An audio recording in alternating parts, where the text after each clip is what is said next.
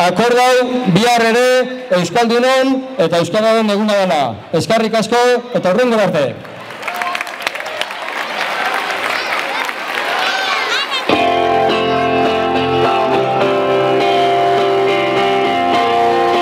Emateko kontua, gaur, abenduak 3, Euskararen nazioarteko egunean, zer adierazi nahi diogu Elgoibarko gizarteari?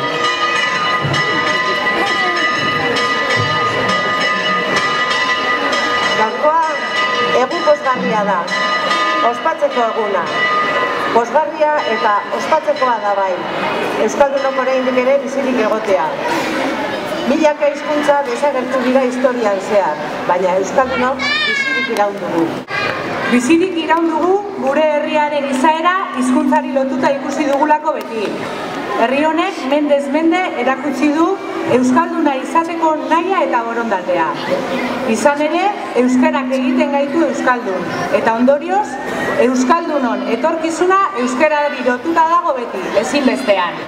Euskararen nazioarteko eguna gaur ospatzen badu ere, atzoko ere euskararen eguna izan zen, eta biharko ere izango da.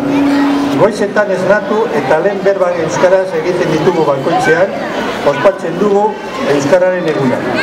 Euskara osa da, euskara arnasa da, euskara gurasoak dira, edo ume, euskara bikotea da, edo lagun, euskara gu gara, gu euskara gara.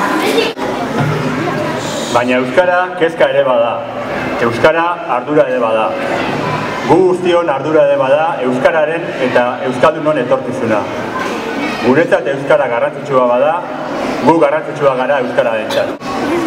Euskaldunok hemengoak gara. Hau da euskararen eta euskaldunon herria, eta hemen ez bada, ezingo gara beste inon izan eta bizi.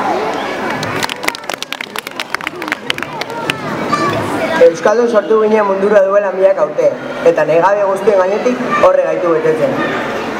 Eta negarra sarri begietan izan arren, irribarrea eta euskara behar ditugu Espainietan aurrera egiteko. Laburbilduz, gure euskaltasuna aldarrikatzeko, elkartu gara gaur herriko plazan.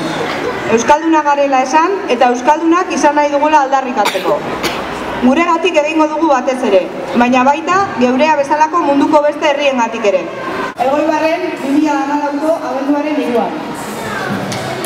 Salud a ustedes.